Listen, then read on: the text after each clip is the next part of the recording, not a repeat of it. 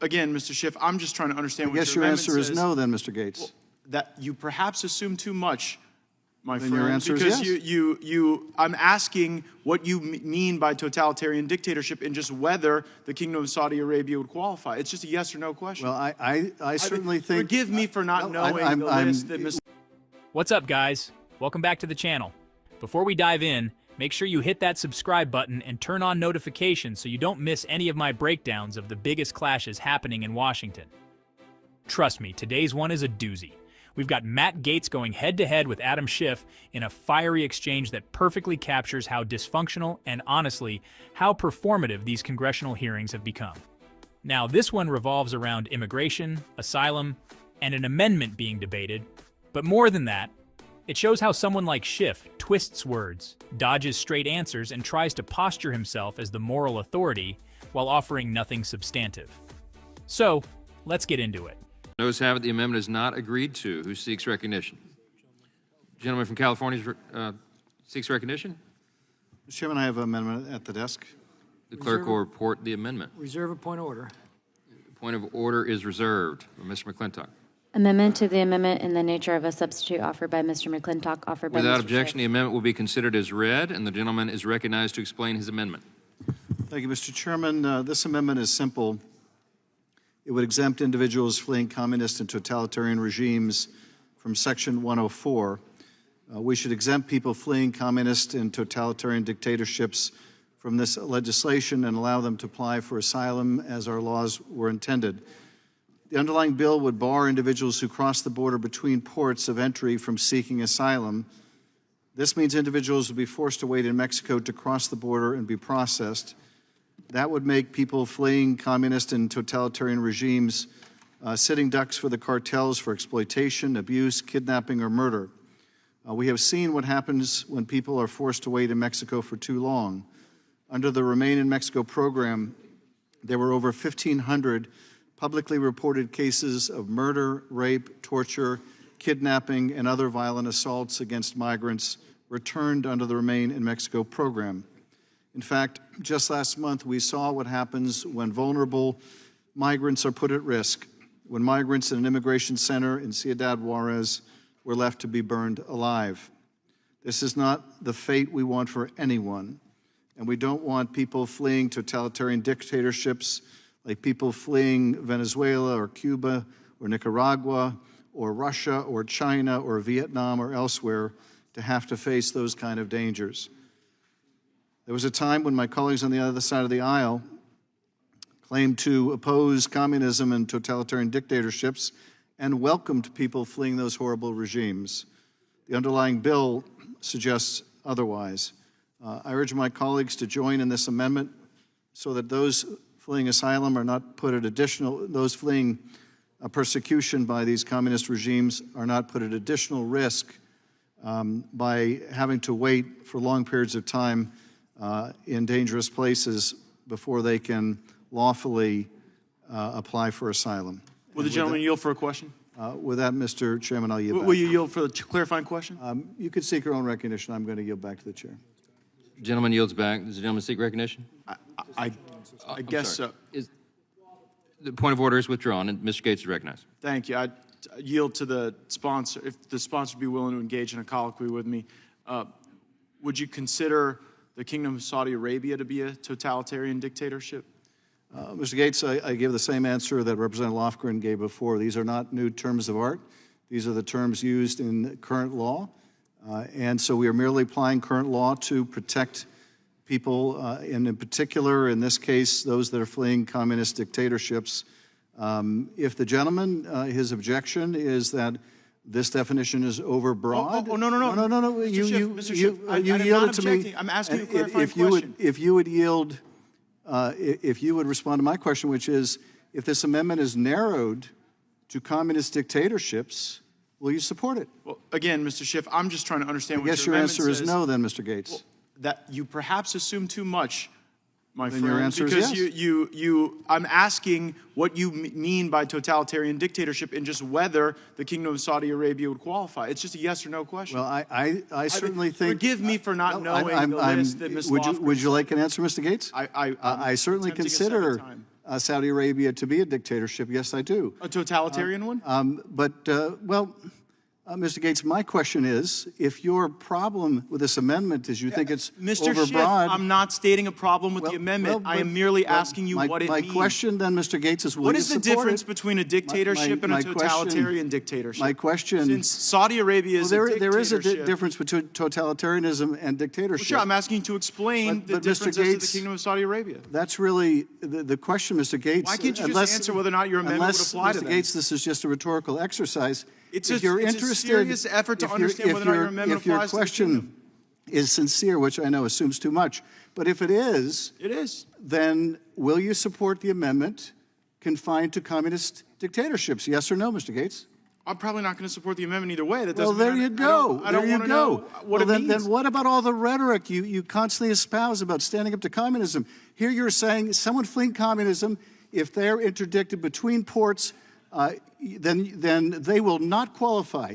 Right, doesn't matter what kind of regime. There is a mechanism by which one seeks asylum for those very reasons, and it's not showing up and creating an entire loophole in the asylum So this whole thing about Saudi system. Arabia is just a red herring, right? I'm just curious to know whether or not you consider them qualifying under the bill. Your and curiosity, I have burned appreciate 2.5 minutes. Consistency. And Mr. Schiff, people on the border don't get to have a debate like this, like you and I do. It's not your time, Mr. Schiff. I'm reclaiming my time. Mr. Gaetz has the time. Mr. Gaetz has the time. You do. Mr. Gaetz has the time. Look, on the border, someone doesn't get to have this joyful little colloquy with you.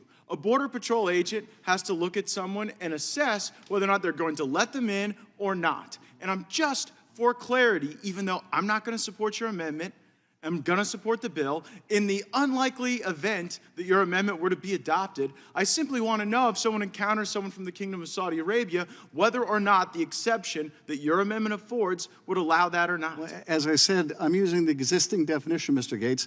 My question to you is, will you live up to your anti-communist rhetoric?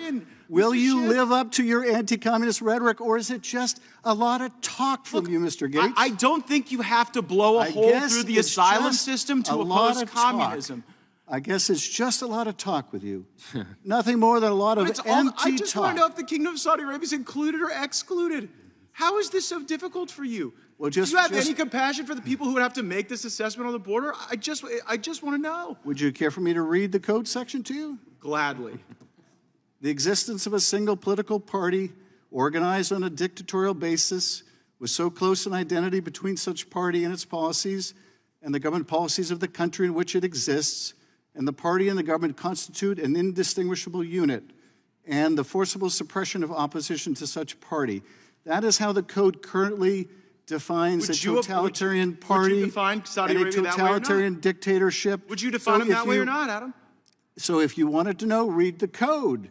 But the question is not, the question is not whether you can read the code. The question is whether you stand for anything, Mr. Gaetz. The question is, do you stand? Do you stand for anything? Does anything you say mean anything to you? I merely am seeking your own ability to define your own amendment. Are you really so soft on communism now, Mr. Gaetz? I am shocked. Soft on communism? You're soft on definitions within your own bill. You would prosecute. Soft on the basics of the English language. Soft on the interpretation statute mechanisms by which a Border Patrol agent would have to apply this. You know what? A Border Patrol agent isn't going to have this. Mercifully, the gentleman is out of time. Mercifully, the gentleman is out of time. Okay. Woo. Should we have unanimous consent to continue? No, everybody's out of time. Everybody's out of time. Does anyone seek recognition? Think about that.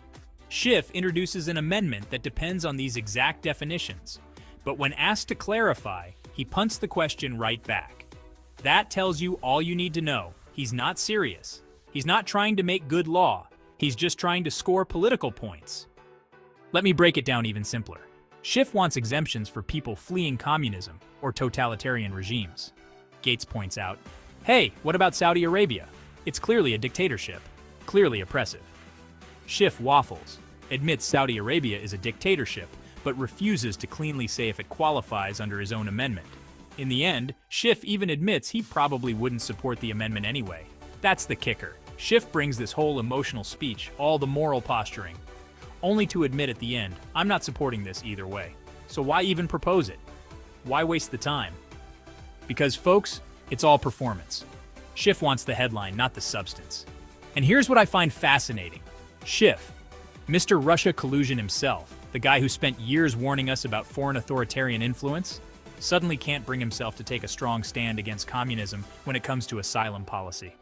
Instead of giving a simple yes or no, he plays lawyer games and turns the whole thing into a rhetorical exercise. Meanwhile, Gaetz, whether you love him or hate him, exposes that hypocrisy. He cuts through the fluff and asks, "Are you serious about helping people fleeing communism, or are you just using them as political props?" And Schiff's answer makes it clear, it's the latter. He's not serious.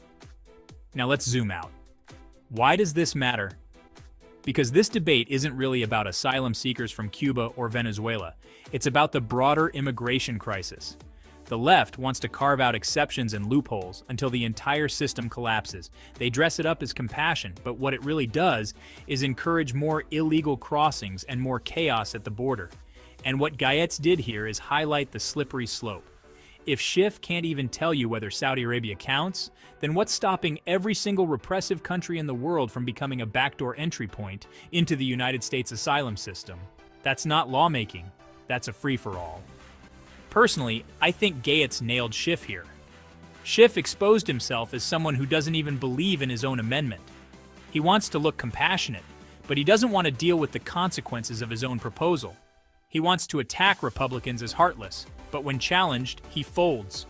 This is why people don't trust Congress. It's all theater. Schiff wanted the soundbite about protecting asylum seekers from communism, but Gaetz forced him to confront the reality, and Schiff's whole argument collapsed in real time. At the end of the day, this exchange wasn't about definitions of dictatorship or asylum law. It was about exposing hypocrisy. Gaetz asked Schiff to stand on principle, and Schiff couldn't do it. He waffled, he dodged, and he contradicted himself. And this is why debates like this matter. Because while the media will probably spin it as Gaetz being combative or badgering Schiff, the truth is, Gaetz was asking the questions we all want answered. Does anything Schiff says actually mean anything? Or is it all just talk? And judging from this exchange, it's just talk. Thanks for watching, guys. Don't forget to drop a comment below. Do you think Gaetz was right to press Schiff here? Or do you think Schiff had a point with his amendment? Let me know your thoughts. Hit that like button if you enjoyed the breakdown. And of course, make sure you're subscribed for more content like this. I'll see you in the next one.